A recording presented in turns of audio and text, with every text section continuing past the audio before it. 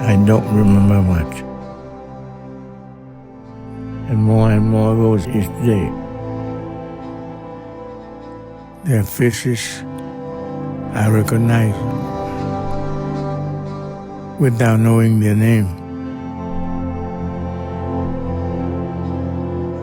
They smile like they know me, so I smile back. I used to have stories. I know I love someone. I know I work hard. I know I come from somewhere far away. I'm glad someone asked me who I was when I still knew. They saved my voice and kept my story when I no longer could. So even if I don't remember where I come from, they will.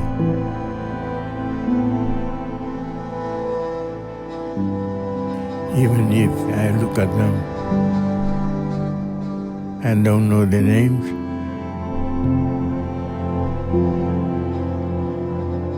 they still know mine.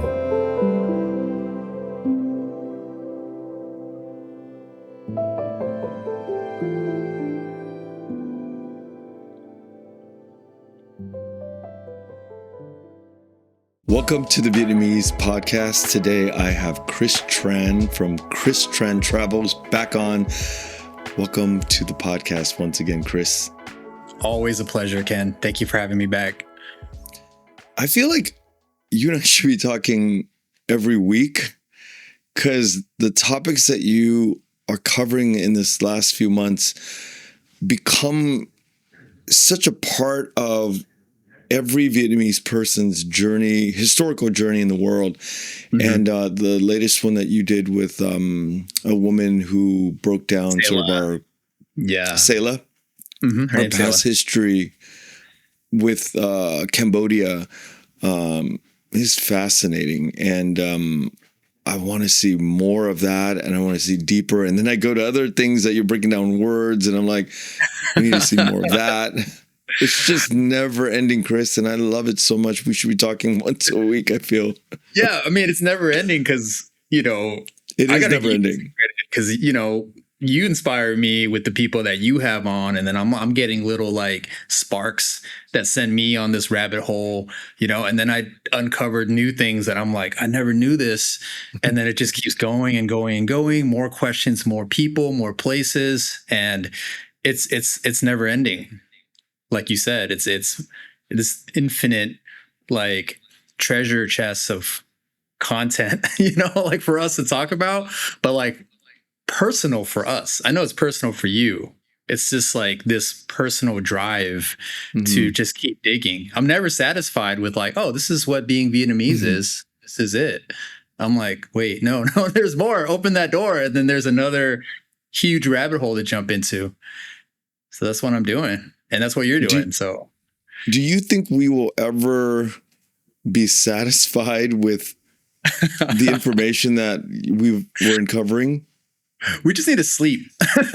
We just need to get sleep. That's the thing. It's like, okay, I need to just, recharge my brain, and then I'm back into it. Yeah. But I don't think it's ever going to end. It's not. And it's the beautiful thing about it, because, there's so many ways to look at being Vietnamese, being our history, our culture. Dude, I went down a huge rabbit hole with our food. I had the incredible privilege of co-hosting a Brown University study abroad course, like just recently. It's 14 students from Brown that came to Vietnam for a 3-week trip from Hanoi all the way to Mekong Delta. Big shout out to Go Jang, the Vietnamese professor who organized that and invited me on. And I came as like they called me like the on-site liaison, you know, like they're like, what do we call Chris? But I was just like connecting all these people I know from Hanoi into the Mekong Delta, like my entire network, who I thought would be inspiring to the students. But then Ko Chang also brought on like university professors, you know, and I'm just in the back during these lectures, like just soaking it in. And I'm like, oh my God, this is food I've been eating my whole life. No one ever thought about like, where does this come from? What about this ingredient? Like, where does the Vietnamese end and a new kind of, you know, category begin? You know, it's all gets blurrier and blurrier. And then we have to kind of like redefine it, you know, think about where we're looking at it and be like, oh, wait, I'd never caught this before. And that just keeps going. I think I can speak for the both of us that it's incredibly fulfilling. You know, it drives us. Yeah. And we can make that funny. We can make that emotional. We can make that, you know, personal. Like there's just so many things we can do with that. And it's just beautiful. I've been working, my day job in the last year is working with robots, cooking robots. What? Really? I didn't know that. I've been in the food business for a long time. And recently I was like chomping at the bit to work for this company that my friend, Chef Win, and the team is all Chinese guys from mainland China. And guys from all over China. They're just there's just so many different types. I didn't know there's so many types of Chinese food.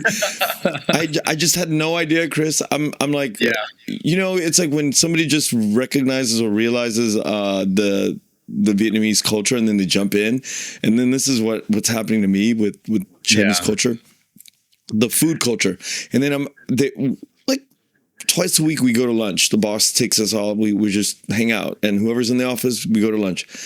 And I began to realize like the difference between their noodle dishes, their food dishes, their the funk, the pungence, the pungent of some of our dishes. We have this like mắm tôm, nước mắm, this really strong pungent. And then when I was watching that episode with you and Selah, right? That's her name? Selah, and thinking about the Khmer roots. And when I think about hủ tiếu, and when I think about like that feeling of that pungent, that real deep kick, that fermented kick, I feel like it's like related to Cambodia, Laos, Thailand. And people. And Cham. And Central. Because when I eat Chinese food, a lot of Chinese food, when you eat like a lot of Chinese food, like a year of it, you begin to see like, wait, it's missing that kick. That real deep pungent kick that's in like Cambodian food, Lao, Thai food, that shrimpy sort of like, it's that's sort of like for me now, like the difference, the general difference, that there's a different type of like kick that Chinese food has, but it's not that like, and it just, there's like a soul, a spirit to that kind of food that I'm beginning to notice the difference between just in general. That's awesome. That's awesome that you noticed that, because then now I'm looking at the food really differently too after learning about it and the history of it. And you know, when I talk about it, it seems like a lot of people in the comments get really emotional about like who does it belong to? You know, like who started it? And then you can dig like deep into that. And I think even the scholars that are really like committing their lives to digging this stuff up, like they disagree with each other, you know? Totally. So who are we, you know? So it's like at the end of the day, when I'm reading these like really like charged comments, like, no, like Vietnamese people came up with fish sauce first because it was in like our historical records. And it was like, it's Champa people. And it's like, oh, there's a theory that the Romans came up with it. And then it, you know, traveled on sea routes to Southeast Asia. Who cares? You know, what's actually more interesting to me and I think maybe it's the old geography teacher in me, because I used to teach geography as well in high school. Is the reason for it is really interesting, because they're saying that it evolved out of this necessity for fermentation, right? To kind of preserve food in really harsh climate. And that's the central region of Vietnam. There was like a lack of farmland. So people were fishing a lot. There, you needed a way to ferment food. And then you get mum. Mum is like such a thing there. And then it's also like the energy people need to work. It's like very, very salty, super pungent, like flavors. And spice was believed to fight off toxins. So you needed spicy food to like kind of survive these climates. Like that's what people thought during that time. So the last time I went to Hue, which is about 2 weeks ago, I started to kind of notice it in the Hue food and the Da Nang food when I ate the mum there. I'm like, whoa, this is really spicy and salty. I never really registered this, but it's like, oh, it comes from this need, this survival, like people were doing it because of a very specific purpose. And it's fascinating to me that now it's like, it's just cuisine, right? It's just Vietnamese cuisine. This is how we eat. These are the flavors. This is what Vietnamese people like, but back then, I don't know, 1,000 years ago, when someone was coming up with these, it wasn't because of taste preferences or like some chef was like, we're just going to concoct this because it's like, this just tastes good to us. It's like, no, it was like for very specific reasons and very specific conditions that it came about. And it came about too because of what they had on hand in their environment. That's what grew our food, and now it's like hip, you can find it in like a hip restaurant, but it comes from like these people that were doing it to survive off of what they had, like, centuries ago. To me, that's cool. It doesn't matter who it was. We can get really into that too. But like, that's more fascinating to me. Yeah. So, and then as you're telling this story, the last minute, I'm thinking about the restaurant in New York called Mum. And Mum relies on this pungency. It relies on this sort of like this deep umami, like oomph to, it's arguably one of the best Vietnamese restaurants in the United States. This restaurant in New York, the way it's set up, the chef behind it is a white guy, right, killing the food. It's just like in a good way, or in a bad way? No, great way. He's just a badass. Yeah, the food there is just, I could probably eat there every day. Yeah, but if you take out the pungency of what the conversation that we're talking about, it's not Mum. I mean, it's called Mum. It's the restaurant's called Mum. It's the soul of our food in its own way. Because when I eat Chinese food, it doesn't have that at all. Yeah. There's almost no fish sauce, I feel like, in some parts of the dishes that I eat. The bowls of noodles is very similar to hủ tiếu. It has all the little accoutrements, but it doesn't have that. It doesn't have that stink. That cool like. Yeah. That punch, that slap in the face. Yeah. That slap in the face. Yeah, that really separates our cuisine, and I feel like psychologically it bleeds into like when you talk about the spice and the flavors of the central dishes. It affects psychologically affects the way I see the culture of the central people. Right? They're just. There's a difference sort of like in the way that they kind of like carry themselves. It's but it's psychological to me. It's not, I'm not saying that there's any empirical thing that I can research. It's just a feeling I get. You're not the only one. I mean, I've noticed that, and I confirmed it with even these professors who said like, they all agree there is kind of a connection between what's available to people, how they eat, and the culture. Because they talked about how that transformed when it got to the Mekong Delta, when Vietnamese skin settlers were moving into the Mekong Delta, and it was a land of abundance. There was so much available in the natural environment. Like, they didn't really need to really even farm. You can just stick your hand in the water and catch a fish. There was like all these like, plants all around. And so people could just like grab a bunch of stuff, wrap it up in some like rice paper, and then just eat, So it was just like very, very generous. Like the environment was just very generous to them, so much abundance.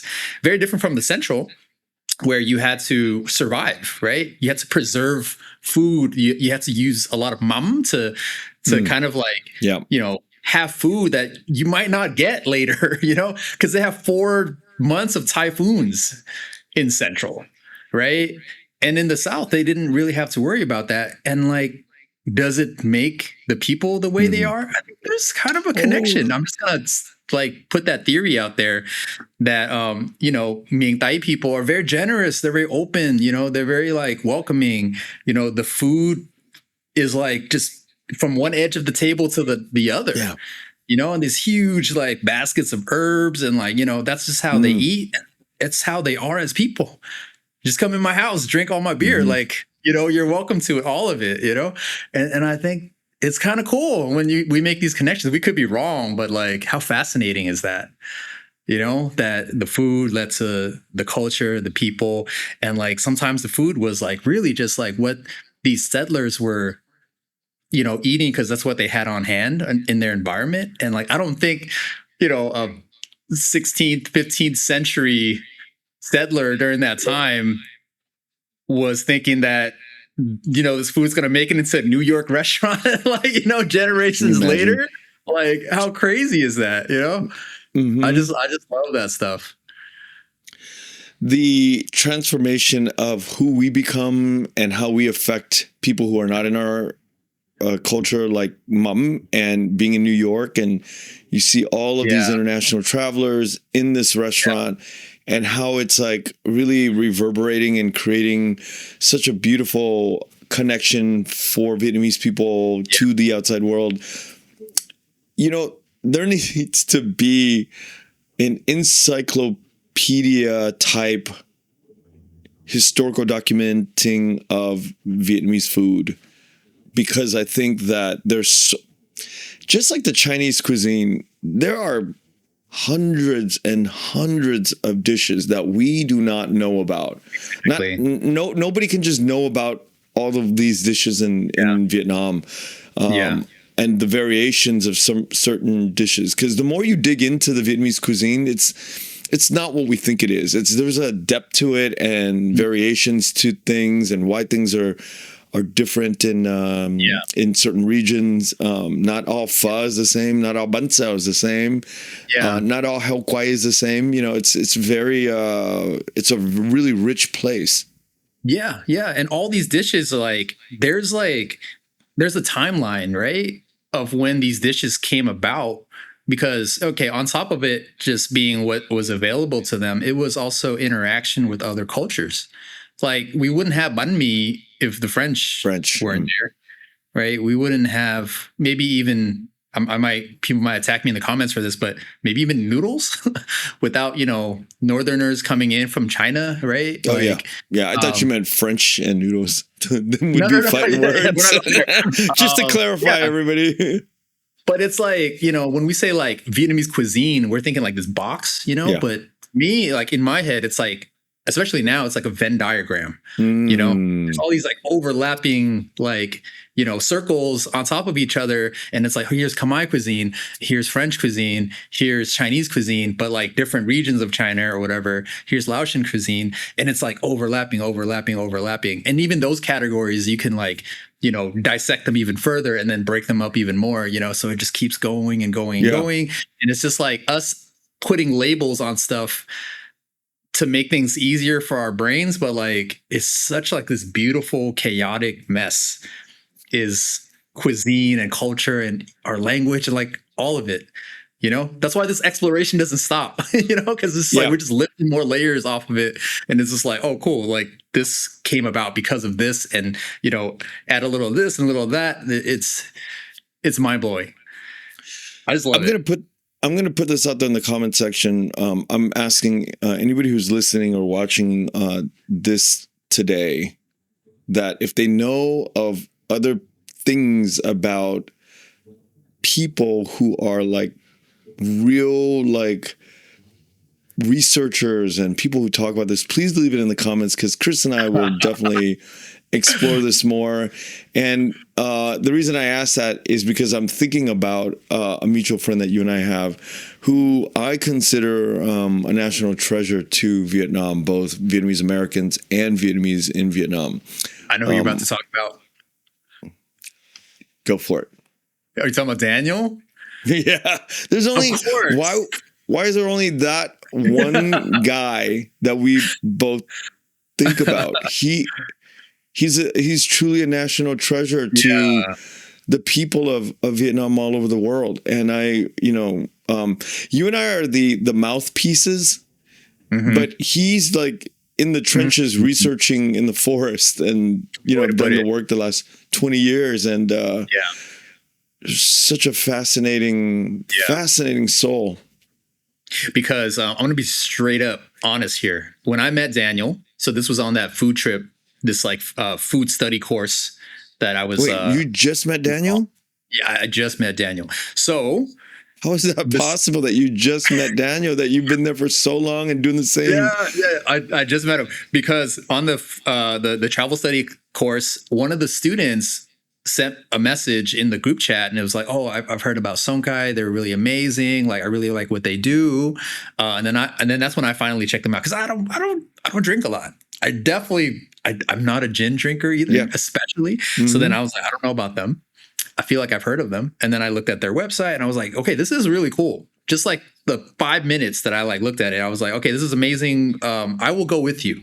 It's off of the itinerary, so the school doesn't pay for this part, So if you go, I'll go with you. So we had a little group that went, and I was like talking to some guy's Instagram account, not knowing it was Daniel, right? So he's like, "Come on through, and I'll take you guys around like the distillery, and I'll show you guys what we do." And I was like, "Awesome!" So we showed up. There was like 6 of us. It was awesome that the students who asked to go really knew so much. They asked a million questions. They were like genuinely curious and knew about distilling and spirits and all this. I was like just this spectator, like listening to this like nonstop, like 4-hour conversation about distilling and like hearing Daniel talk about his history, his background, how long he's been there. And it just clicked. I'm like, okay, I see what kind of person Daniel is. Like what kind of Vietnamese diaspora on their journey to Vietnam type of person he is. I put him in a different category. Because, and then I hate to do this, but like, I kind of place Vietnamese diaspora that come to Vietnam, and I'm just like, okay, this person is like a new seeker. They're fresh, they're like here because they're curious about Vietnam. They're trying to find themselves, they never spoke a lot of Vietnamese back home, and like, they've only been to Vietnam with family. Cool. That's the path that you're on right now. That's awesome. Welcome, Right. Daniel is a different category. He's like a different, like he's way beyond that. He might like get cravings for burgers and like want to speak a little more English a certain day, but he's like deep into the entire Vietnamese world and like the culinary world, the history. Like like you said, he's a national treasure. He's a national treasure. Vietnamese people in general. Because of his work and his depth of knowledge and his passion and his connection to local communities and what he's doing. He's just, I haven't met anybody at that academic level. like a PhD wouldn't even, it wouldn't even be suffice to describe Daniel. It's almost like on a spiritual like cloud, like he's sitting on a spiritual cloud realm, like a god, he's like God, like there's no distinction now between Daniel and like what he's doing anymore. He's an absolute G. And not G for gangster, but G for genius. He's a total G. And it's like funny that you bring up the whole craving for burgers. He was in LA one time, and Chef Win and I were hanging out, and we were coordinating to hang out with him. And Chef Win is like knows all the little spots and the Michelin spots, the street spots, the taco spots everywhere in LA, and then, it was crazy being around these two guys. They were like, where are we getting dinner tonight? And they're like, chicken neck tacos in East LA or somewhere. And we go to this place look, I come from LA. I was like basically born and raised in LA. I've never heard of this spot. And you go there and it's like packed. And it's been going on for years. It's packed. This chicken neck taco place. and you're from LA too, Chris. I've never heard of it either. Chicken neck tacos. Okay. It is insane. It was, but I'm just saying, this is like one of the many arrows that these guys have in their quiver.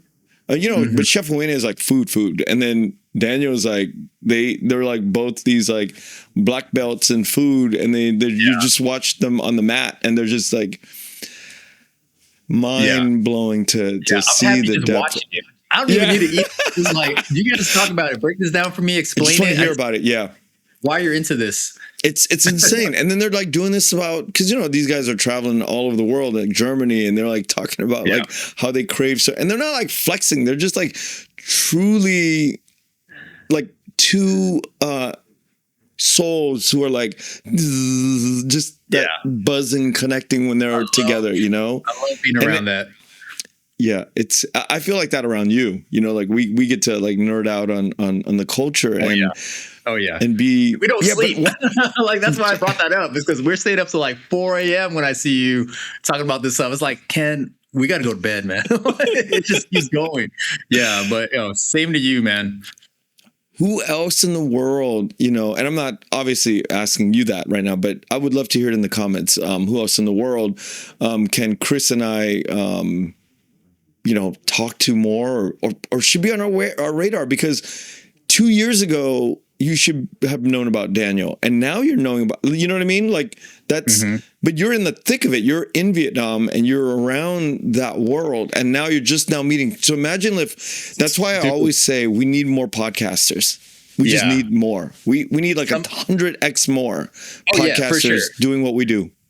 I mean, sometimes I'm too in the thick of it that like sometimes I'm in like a village in central Vietnam trying to help them build a bridge, and so I'm not tapped into like who's doing what, who's talking about what. But when I do, like, I love just being around that. Like Daniel, like, oh my God, yeah, he's just like a treasure trove. And yeah, I'm asking the same thing. Yeah, who's out there? Who's doing this?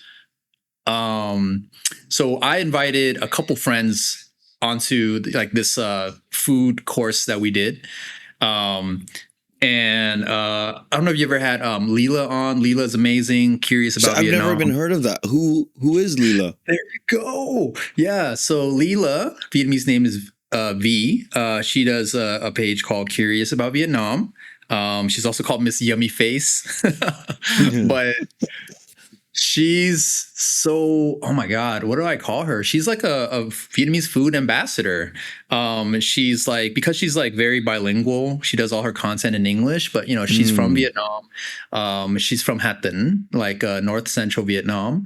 Amazing journey, but I just love how she has this like kind of like insider connection to vendors, to chefs, to people who grow the food. Like it's a very intimate, very deep understanding of street food, Vietnamese, just food culture. which I really appreciate. So when I brought her along, she made a little speech with the students. They loved it. They loved it. We have another guest speaker. I had to like lower the volume. Sorry about that, everybody. Yeah. But yeah, go on. Just dropping that name for you right there. My really good friend. She's incredible. But I feel like there's got to be so many people out there. People in the comments, please let us know. Yeah, I really want to find more of these, seekers, people who are like very deep into it, who are doing incredible things right now. I just want to learn from them. Yeah, just kind of be around that curiosity, that passion. I sent you topics that we're going to talk about because I've been thinking a lot about these topics, and every time I see your clips, I think about these other things that are not food related. So we're moving into the second half of our conversation, and I want to touch on some of these ideas.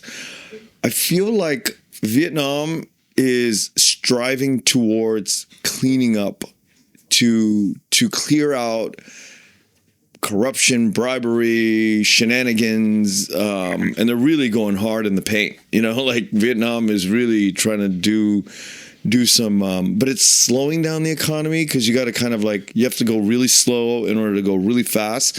I think there's targets in 2045 for Vietnam to be like developed country. Trying to be, say again? Developed country, yeah. Reach like developed country status by 2045, right?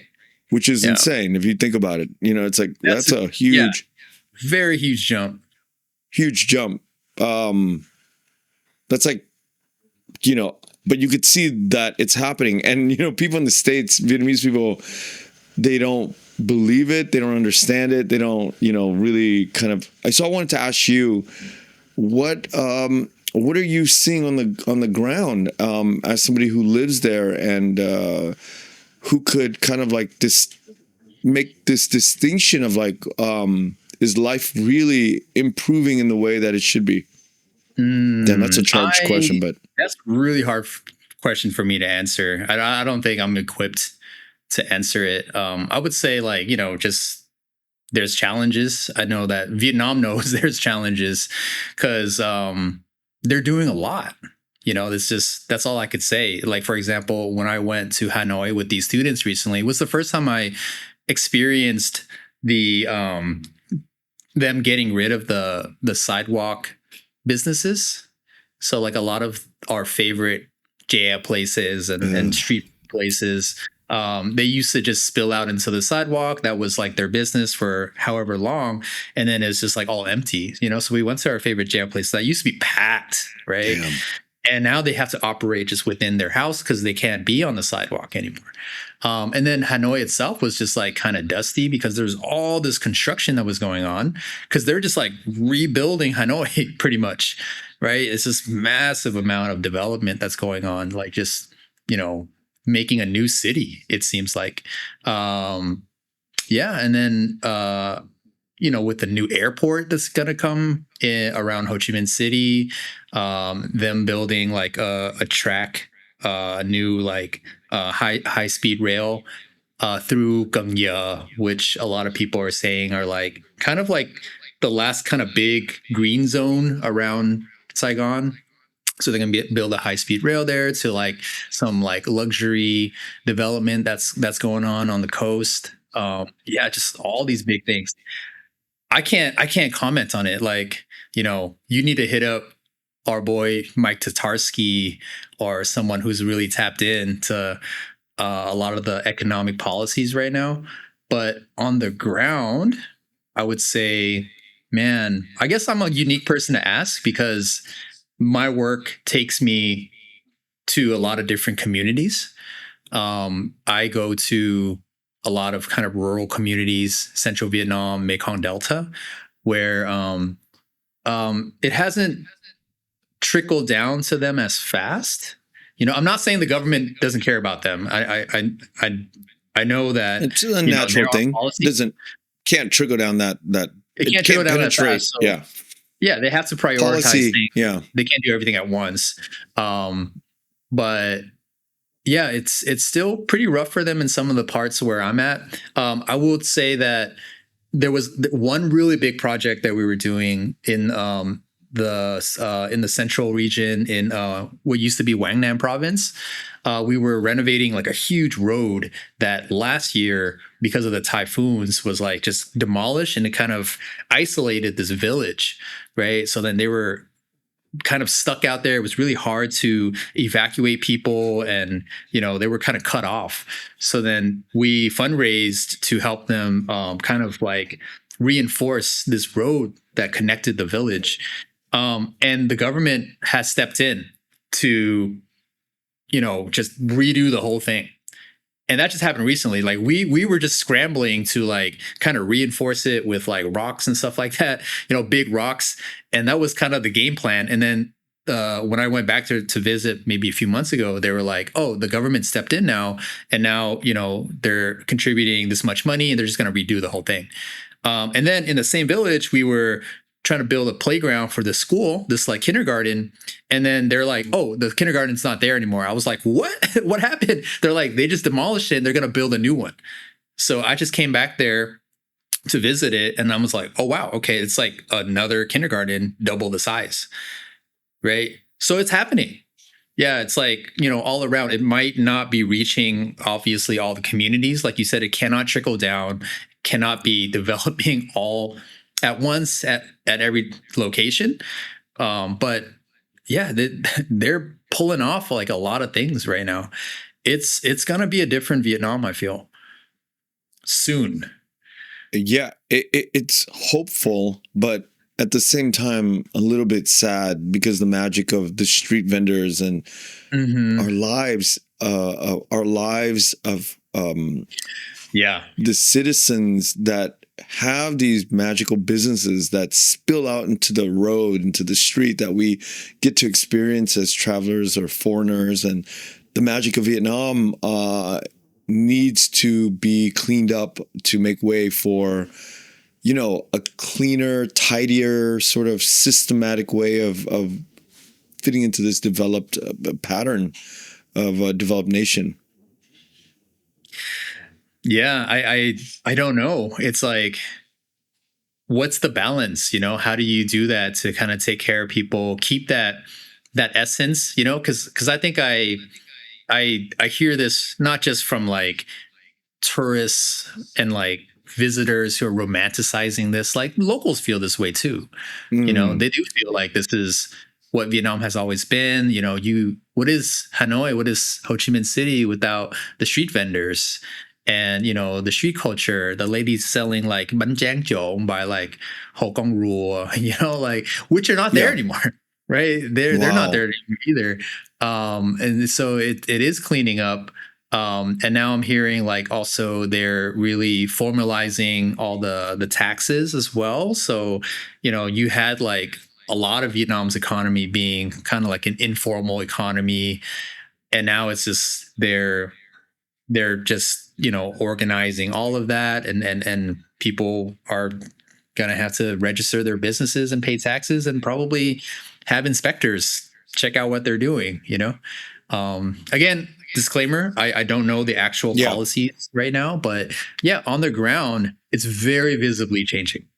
It's always been visibly changing. Yeah, like like how fast the development has been in Vietnam and the change, and like now it's like going even faster because the policies are massive. How they're revamping everything. And I'm sure every society known to mankind has had to undergo this transformation, and in some ways it's beautiful for some people, and it's absolutely destroying other communities of people when we think about how it's every time there's a shift, it's got to be good for some people and horrible for other people. Yeah, so I mean, I feel like me being on the ground working with community programs and folks out in like very rural parts, small towns, things like that. I think about them a lot. I just think about like if these big changes happen, and they will, that there are programs in place, there's things to support them, that, you know, they're going to find, they're going to share in the whatever, you know, success that Vietnam hopes to achieve. Like, you know, it's going to like trickle down to folks here. And my mom, you know, she visited recently. That's she crazy. just I was just literally going to talk about. I literally was just. That was like the next topic that I was getting into. I was going to transition right into your mom right now. Crazy. Yeah, like it was beautiful because I got to bring her to all these community projects. Mm-hmm. You know, all the way out in central Vietnam. We went to this place I was talking about where we're doing this infrastructure work in near Hoi An. Yeah. I brought her out to the Mekong Delta and she met these people, and like she has a different perspective, you know, where she's just like, they're doing so much better than we were doing back in our day, you know. Wow. Like that's like kind of where she's coming from, because she's seeing people like they have motorbikes, you know, they're able to get around. They have plenty of food, you know, they have housing, like, you know, like they seem really happy, you know. She's not seeing a lot of struggle in average families in these rural areas, even, you know. I think me being in Saigon, like I'm seeing like this fast development, these huge high rises, you know, yachts even. Yeah. And it's just like the gap is just so massive. But then, you know, she kind of was like seeing how, you know, people have enough, and compared to what she was seeing back in like the 70s, you know, the early 80s, she's like, yeah, this is good. You know, people are doing well, and I hope they do better. Of course, that's not a comprehensive view of how people are doing in Vietnam, but like, you know, it was interesting that my mom shared that perspective. You know, your mom has 3 kids, right? Yeah. Now, she lives in the States, but 2 of her kids are in Vietnam, right? Yes, 2 of her boys are in Vietnam. 2 of her boys are in Vietnam. Yeah. And her baby, my little brother, he's a lot younger than. And why, you know, this is, my mom would never move to Vietnam. And why is your mom living in the States when 2 of her kids are in Vietnam? And grandma. Oh. Yeah. She's like, it's the daughter's duty. It is the child's duty, you know? And like, we're not talking her out of it. You know, it's just like, you should take care of grandma, mom. Like that's what does your mom. I asked this because, you know, I live with this and I contend with this with a lot of older people in their generation, that they don't want to live in Vietnam. And it just boggles my mind. I'm like, you can live in Vietnam and have it's a very biased view. You can have a much better life. Why would you want to be outside of Vietnam and you can live inside of Vietnam with this structure? You have your sons and you're going into old age and you got people taking care. But I know it sounds like your mom has grandma, but I'm asking this as a general question. Like, one day, is your mom open to like living in Vietnam? Did you guys talk about that? She said that she wants to be here. Yeah. That's huge for us. Massive for me. 20 years, man, back and forth, you know, ever since I've fallen in love with Vietnam and like just finding my place, like my community here and committing to this place, and my parents being like, what are you doing? You know? And then to hear my mom say like, I want to join you guys. I really want to be there. You know, and she was so sad to leave a couple of days ago. And it was like, man, it was very emotional for us. And it was beautiful, man. The 3 weeks that she was here and you know, and you know, I think like 80% of it was just us being together. Yeah. But then for her to have healed and to enjoy being here and like, you know, allowing herself to just really have a good time with us was amazing. It was the first time that it was like that for us, you know, and I felt like she had no issues with like the idea of her moving back here. Like she really wants to. But she has that obligation. So like, I think that, you know, we're going to see a lot more visits, you know? But the question that you asked, why wouldn't you choose this life? That's really a question that I asked my dad, actually. Yeah, it's like, what? But Because look, he has all the means and no responsibilities. we don't. I can never claim to fully understand what they went through. I can't. It's like if I ever moved to Vietnam and my kids are like, dude, why would you leave LA? Why would you leave the place that we all grew up in and we had such a good time riding the subway together, going to little Tokyo together with each other and eating all these wonderful variations of food? Why, Dad, why would you not live in LA? And that's the question I asked my mom and all of my uncles who can, who have money. Oh, she's actually had like 2 brothers who actually moved back to Vietnam permanently. So I'm like, all right, there's guys that do this. Yeah. But for the most part, why would you not want to be with your sons and relocate to a place that people look like you, talk like you? You know, life is not that difficult. It's a wonderful place. Yeah. You know? I wonder that a lot, actually. Okay. Well, for my dad, and I'm kind of speaking for him here, he's actually very mysterious with the reasons. I don't really know why, but oh, really? I'm guessing because he came back here 2 years ago, and I was kind of watching him, spending a lot of time with him, but like watching his experience here, and it was really awkward for him. It's really tough for him navigating Vietnam and like stumbling with the apps, and like everything felt familiar, but the unfamiliar was like scary to him. Having to ask locals like, how do you use this app? How do I pay for this? Like, he felt so awkward. And then it hit me that like he had actually spent more of his life in the States by that point than Vietnam, and in the US, even though from outside it seems like, oh, this must be so weird for you because like, it's not your people. You don't get to speak Vietnamese all the time. Yeah. But actually my dad's routine is like, he's set, he's speaking his broken English at work still. He's got his buddies, he's got, where he lives, and he's got his little routine. And then to break away from that and go into a place that should feel familiar to him. Yeah. He grew up there, but it doesn't. It's like moved way past what he's familiar with. And you can hear it in the way he talks sometimes, because my dad's like kind of unfiltered, and my dad's like, what the heck is this? This is terrible. Like, why did they build this? I'm like, Dad, relax. He's like criticizing everything, Yeah. But it's like that's his way of coping with like, I don't like this. This is like a lot of change for me. And it's kind of freaking me out a little bit here, So I think that's what he was experiencing. It's like, it's not political, like I know for a lot of our first generation, our parents, it's political. I think my mom and my dad, have kind of thankfully moved past that trauma. So for them, it's something even deeper, it's like, well, my mom now it's changed, because of this recent trip, but with my dad, it might be something a lot deeper than that.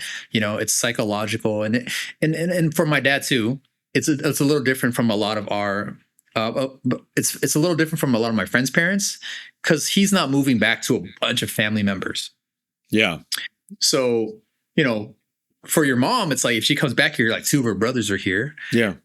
And like a lot of my friends' parents who have moved back here, they're moving back to join massive extended family, and building their little house in like Mekong Delta or whatever. They're just surrounded. Like, this is how I grew up. This is amazing. Like my dad doesn't have that.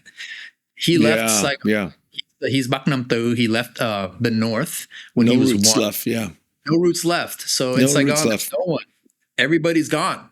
So if he comes here, the crazy thing is like his family are gonna be his kids. Yeah, were born and grew up in the States that are in Vietnam now. Mind-boggling to think about that pattern of that, right? It's like, it's surreal.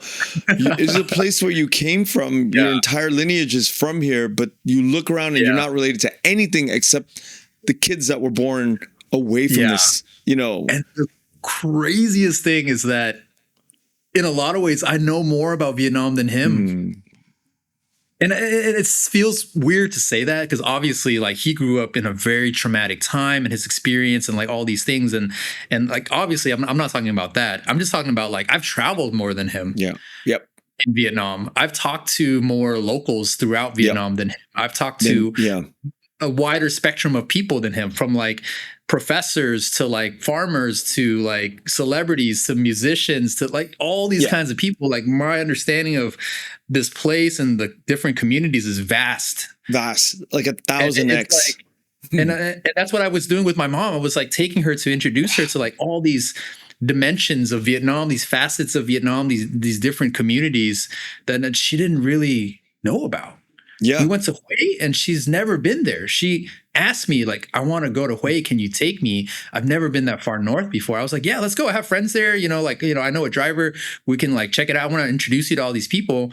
And then that's what I was doing. It felt amazing, but kind of weird if you think about it, right? Because it's like I didn't grow up here, you know, and I'm showing my mom like her birth country, you know, and it's a crazy thing that's happening, you know.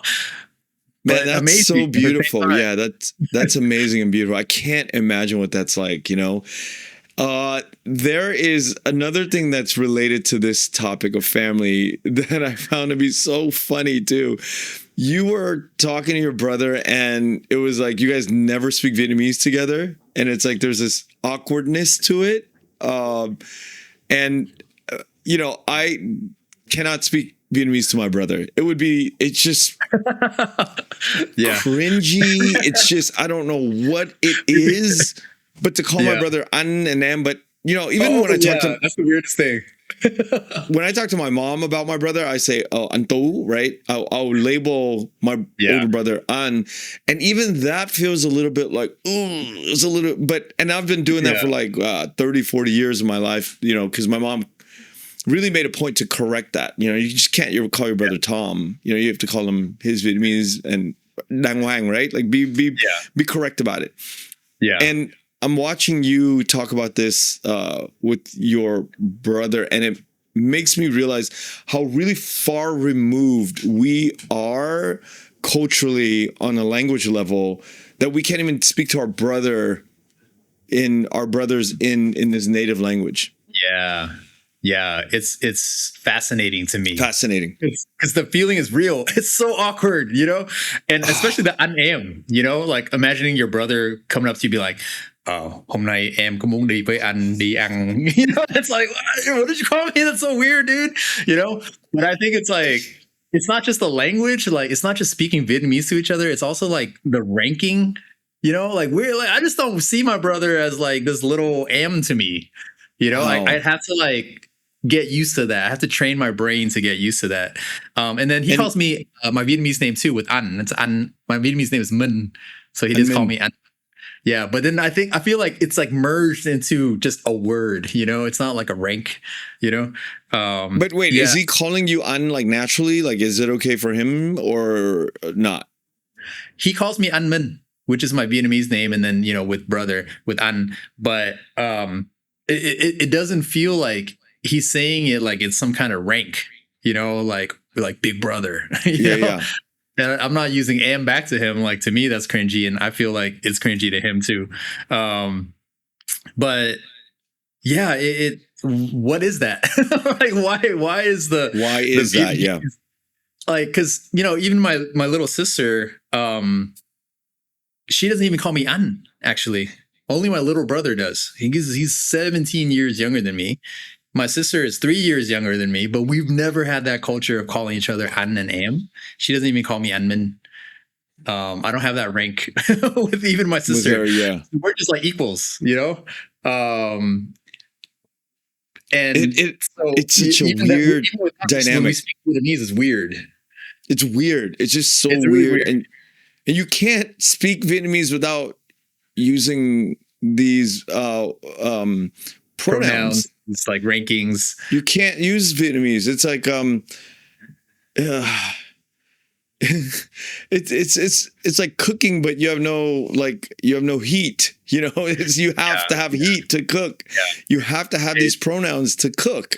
In Vietnamamese, you have to. So interesting. Yeah, because it's like I can't do that with my mom with English. Like I speak Vietnamese with her, and we have our own little world together that's just Vietnamese, right? Like I don't have an English world with my mom. With my little brother, it's the opposite, right? Yeah. Like and my sister, it's just like we only have this English world. Like we've never established a Vietnamese language world with each other to talk about these things, to tell stories to each other in Vietnamese and like jokes to each other, or like share emotions in Vietnamese with each other. Yeah. You know, we're always going to opt to using English as a tool for that. And like, you know, we operate in an English world. Like we don't have a Vietnamese toolkit for that with each other. I just realized something. It's something that we probably think about all the time, but I just realized something. It just hit me like a ton of bricks right now. All these years of talking to my mom and dad or grown-ups and occasionally being really nasty or being really strong to their ears, me using certain languages, and them going home, and it really triggered them in a way where they just wanted to smash my face in. The opposite is true of what's happening to them when they're in the States and their young American child is talking to them like not even like equals, but you're like, as an American child, you're talking literally down to your mom and dad. Like you're saying, no, let me educate you. They gonna dạy ba mẹ. You don't say, let me teach you in Vietnamese. You know, you never say that. That's just unheard of, the way you use the word. Let me teach you. Let me educate you.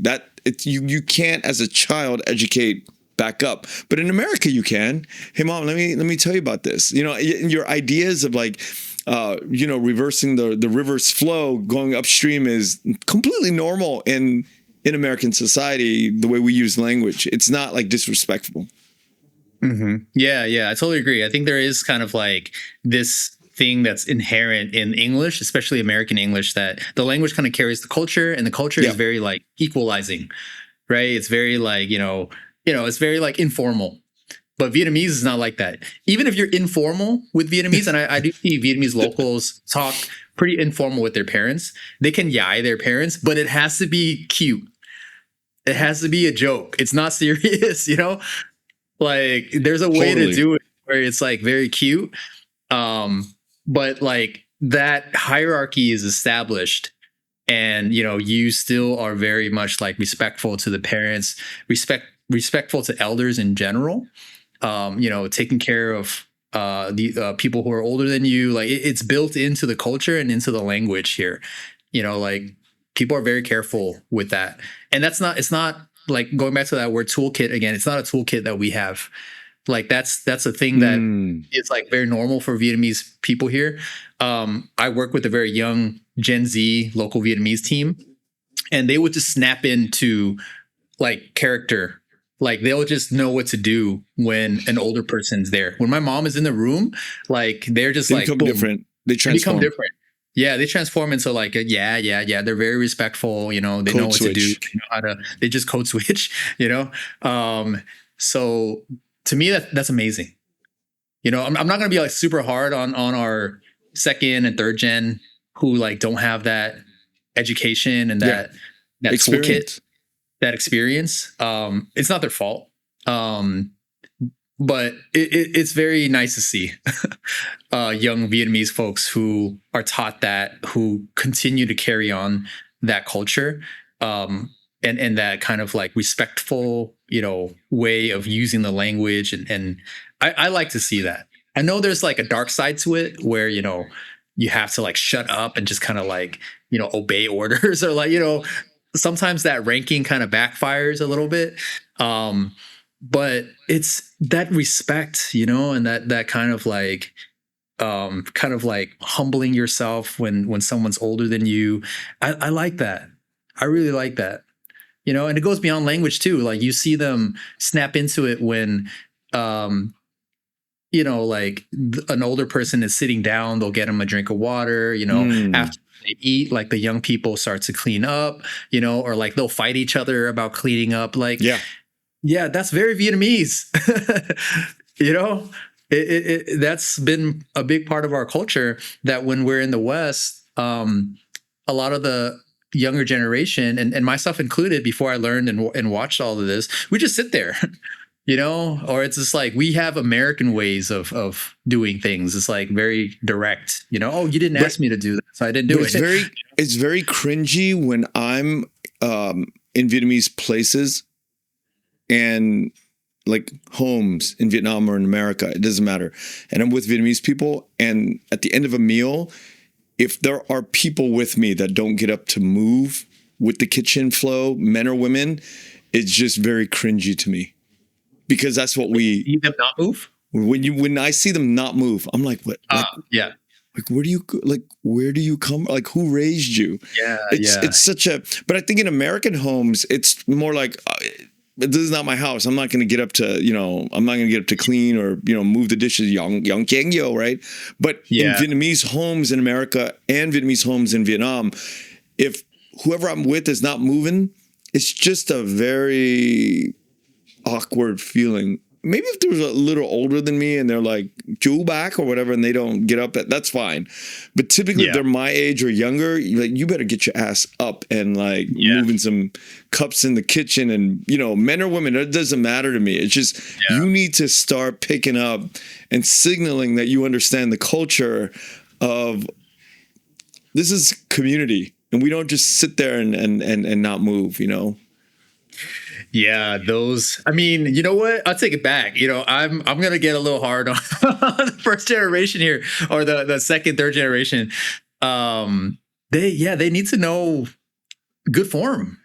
It's taught to Vietnamese folks here, but I don't think anyone argues against that. It's very important in the culture to have those kind of manners.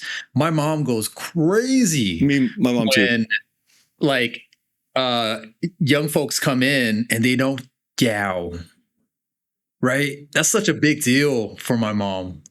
Automatically you're in her bad books. If you're coming in all timid and shy and it's like, oh, I don't know what to call her. And I'm just going to slip into the room. If my friends came over and they did that, or my little brother's friends, boom, they're in the bad books for life. You have to gow. Very respectful greeting. I take it to another level. I take it to another level because I have kids and I have to do this to them because they don't get it.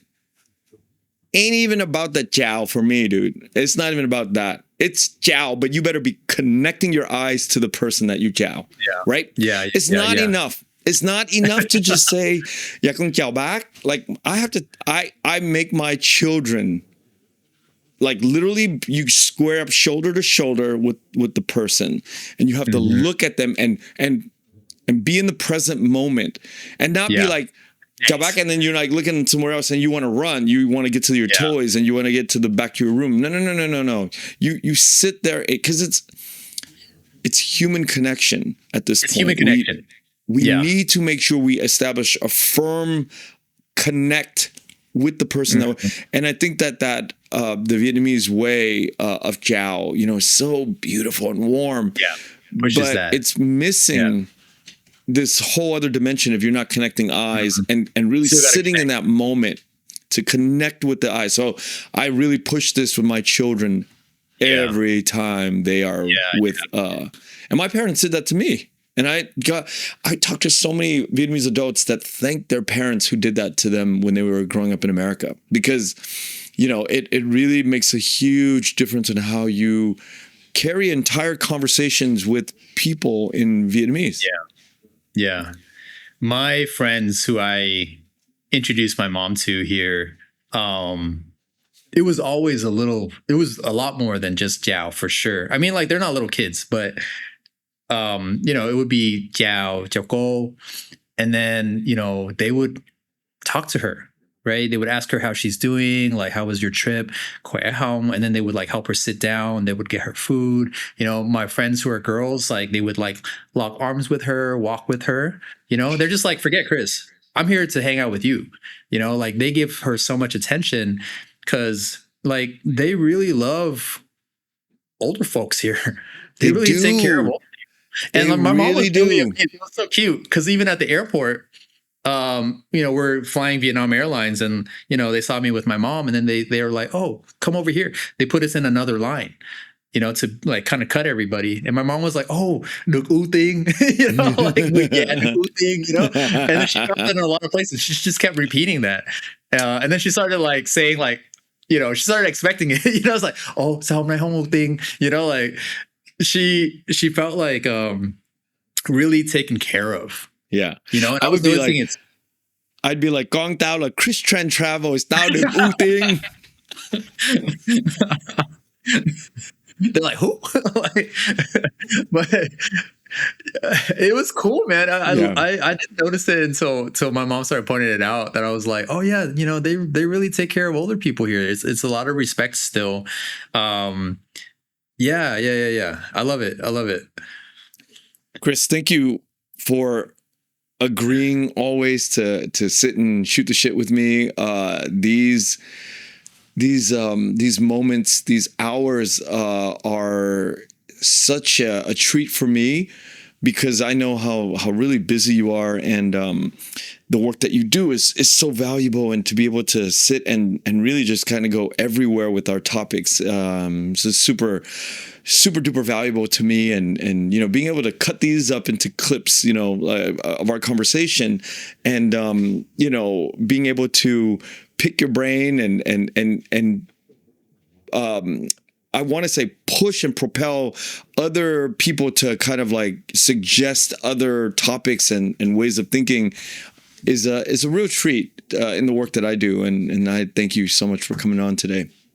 Bro, I'm always honored, and to me this is like a teaser for me, because I would love to talk to you for days about any of this stuff. That. Yeah, so it's always such a pleasure, to spend this time with you. As long as we can always keep the role of me asking the questions and you talking about Vietnam, we're good. It's a comfortable place for me to be. Don't be turning the tables on me, man. Don't be asking me a million questions. I know you feel. This is great. And I hope to see you at the end of the year in Vietnam. And are you coming to LA anytime soon? I will be there in a few months. I'll be back for a month in December. A month? Yeah, I'm looking forward to it. It's been a minute. Why are you coming back for a month? Just to visit family, and we're spread out. Most of my family are in Alabama. Oh, wow. That's where my mom lives. That's where my grandma lives. My sister, though, is in Redondo Beach, California. So, we'll be split between those two. So we need that extra time. Yeah. We should definitely set up a few podcasts when you get here and set up, and just record. Happy to. Yeah. Absolutely. Chris, man. My pleasure. Thank you so much. And we will be talking very soon. All right. Catch you soon, Ken. All right. Thanks, Chris. Take care, brother. Thank you for listening to The Vietnamese with Kenneth Nguyen. Special thanks to Brittany Tran, to Jane Nguyen, Catherine Nguyen, Tina Pham, Sydney Jamie, and Christo Trin. Please find us on Instagram, Facebook, and TikTok at The Vietnamese Podcast.